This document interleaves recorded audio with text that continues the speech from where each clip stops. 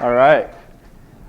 I want you all to take out your phones or something to write notes on. All right? And once you have that out, I want you to write down 2 skills that you have that you'd consider yourself to be good at, or at least beyond a beginner level, as well as 1 skill that you'd like to develop. And if you don't have a phone or paper, just have those in your head. And once you have those written down, keep them somewhere close because we're going to need that later. So about a year ago, I was starting my sophomore year in college. I just finished my first full-time summer job, and honestly, I didn't think that life could get any better. You know, my grades were good, I had a good GPA, I had internship experiences, and I was a leader in 3 large campus clubs, and I felt like I was doing everything that people said I should do as a student. And then one day, I decided that I wanted to work part-time throughout the school year, so I applied to 24 different companies, and the most unexpected thing happened. Every single one of the companies asked for a LinkedIn profile as part of the application process. I had barely even heard of LinkedIn before. You know, I thought it was like some Facebook for parents. Granted, a year earlier, I had created an account, but I never touched it again because I had no idea what I was doing. So here I am freaking out as I'm filling in these applications, and in the end, I got rejected by all 24 of them. 100% rejection rate. And to make it even worse, the only person I heard from was my dad. You know, he jokingly called me up one day and said that he had a prestigious offer for me. He said that he was looking to hire a free intern at his bowling alley all the way up in Idaho, and heard that I was looking for a job. I politely declined this unsolicited offer, but nonetheless, the experience helped me realize how important LinkedIn has become in today's job search. I had no idea that 95% of recruiters use LinkedIn to find talent these days. And I decided that day that I never wanted to let LinkedIn be the thing that held me back from a job again. So since then, I've spent countless hours researching articles, watching videos, and in the past 8 months, I've spoken with over 50 professionals in interviews to ask what their experiences are like on the platform. I've developed my personal brand to a point where I now receive questions from business executives, students, and university people every day and every week asking for help with their LinkedIn profiles. I've also delivered presentations to large groups of university students, staff, as well as business executives on how to improve their LinkedIn strategies. And I feel very grateful to have received several job offers, opportunities as a result of the platform. But the craziest part of it all to me is that nothing changed. I'm still just a college student with very little experience in the business world.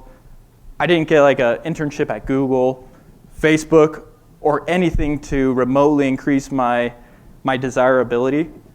The only thing that changed is that I learned how to sell the novice experiences that I already had in a professional way so that people will listen. What I once saw as this big obstacle in my job search has now become the catalyst that continues to open doors to new opportunities every single day. But despite all of the benefits that are readily available on LinkedIn, I noticed that almost every single one of my college friends never touched the platform. They stayed really far away from it. And in fact, it was almost kind of embarrassing to admit that I was using LinkedIn. There'd be days when we're just hanging out in the living room, me and my roommates, and we're all just on our phones. And someone asked me hey Austin, what game are you playing? I just look up, LinkedIn. and they just kind of laugh what the heck, dude? Why are you using LinkedIn? So obviously, I wanted to know if I was a weirdo. So I scoured the internet. I searched online databases, academic journals, anything I could do to learn more about the college demographic on the platform. And what did I discover? Very little. There is very little written on the topic of college students and LinkedIn. So I did primary research of my own. I surveyed nearly 400 students at universities across the nation of all majors to kind of get a better idea of what they think of LinkedIn. 53% said that they don't have a LinkedIn account, and when I asked why, they said that the number one deterrent is because they don't know how to use the platform. No idea. Yet 79% said that they would either create an account or use it more often if they did know how. So for my fellow college students out there, or anyone for that matter who feels like they could benefit from LinkedIn but don't quite know how to use it, I want to share with you tonight 4 tips that can help you establish a professional brand and set yourself apart from the rest. Number 1, define your purpose and your target audience. The concept of defining your purpose or your why is pretty well known, so I'm not going to dive into it very much. Essentially, before you can find success on LinkedIn, you need to define why you want to use the platform. Are you looking for a job? Are you a business owner that's looking to hire new employees? Or are you looking for new customer segments, people with pain points? Or are you just a mid-level career professional looking to connect with other professions or just have a shift in your career? Whatever it is, you have to define the benefit that LinkedIn can bring for you.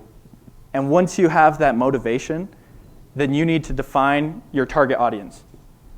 In other words, who do you even want to see your profile? What types of jobs specifically are you looking for? Or what type of talent are you looking for? And once you have defined that purpose, as well as the target audience that you want to attract, then you'll have a better vision of how you should set up the rest of your profile. Number 2, and if you're looking for the biggest bang for your buck, the highest return for your least amount of time spent, this is probably the most important thing that I'll share with you tonight. And that's demand attention with your headline. I conducted a simple search of people near me to get a better idea of what most headlines on LinkedIn are like. I discovered that about 90% are the default headline. And on LinkedIn, the default option is simply just your work position at the company you work for. Or if you're a student who's not working, it's just student at X university. But the issue with having a default headline is that if the company you work for isn't well known, if no one's ever heard of it before, or if your title doesn't demand attention in and of itself, then you don't stand out from the other 645 million people on the platform. So what can you do about it? I researched hundreds of top performing profiles on LinkedIn to kind of see if they're doing anything differently. And I discovered a simple formula that the majority of these profiles had in common. And I'd like to share that with you. The top performing profiles, 1, state the benefit that they bring to their target audience. They don't make them research or dig deep to find the benefit that they can bring. They just state up front how they can solve their pain point. As well, they include any current positions and skills that they have. And the reason behind that second and third part of the current positions and skills is because that helps your profile get seen in more searches. People are searching for a specific title or a skill, will find your profile. About a month ago, I got a call from a friend of mine. He said he's a recruiter and he'd been in the position for about a month. He called me up one day and said, hey, I'm struggling to find resumes. And he asked if there's anything that he could do on LinkedIn to improve his presence and also his reach. I suggested that he change his headline and apply the formula, as well as connect with other professionals in his industry that he is recruiting for. The next day, I got a call from him again, and he said that he did like I told him to. He had changed his headline, and within 24 hours, he had received 7 unsolicited resumes. The people simply just saw the benefit that he could bring to them, and so they sent him their resumes without even being asked to do so. By stating the value that you bring to people, rather than making them spend their time trying to figure out how you benefit them, then you'll attract a greater number of your target audience. Number 3, create your own content. Every week, there are 9 billion content engagements on LinkedIn, yet only 3 million people are creating content. So this means that 0.5% of LinkedIn members are generating 100% of the visibility and the credit from content creation on LinkedIn. And I mean, who even is looking at the content? As of 2019, this was a little bit earlier this year, so the numbers have risen.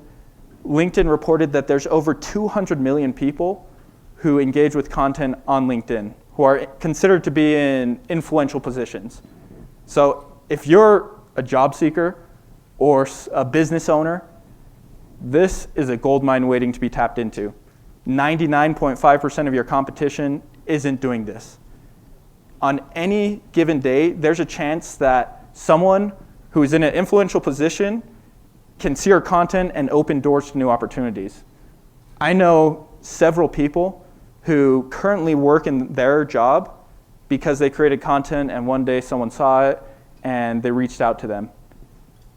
And one of the questions that I get very often is from students, or anyone for that matter, they just say like, look, I don't know what to talk about. I don't have 20 plus years of experience in a given industry.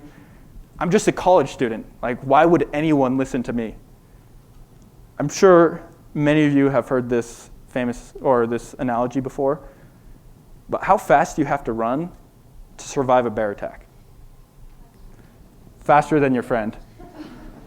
And likewise, you don't have to be an expert or a professional on LinkedIn to post content or to create value. You just got to know more than the next person. If you consider yourself to be an intermediate or anything beyond a beginner, then you can share anything with beginners and they will think that you're a professional. They'll think that you're an expert. And this brings me to my 4th and final point, which is to recognize and nurture your skills. Honestly, one of the hardest parts of it all is just discovering what you're good at. I want you guys to pull out your phones again, the notes that you wrote down at the beginning. Right there, you have 2 skills that you already possess, as well as 1 skill in the making. And if you couldn't think of anything, ask your loved ones, people that know you pretty well, to ask what your strengths are, what you're good at. And my invitation for you tonight is to pick one of those. Pick 1 skill and nurture it.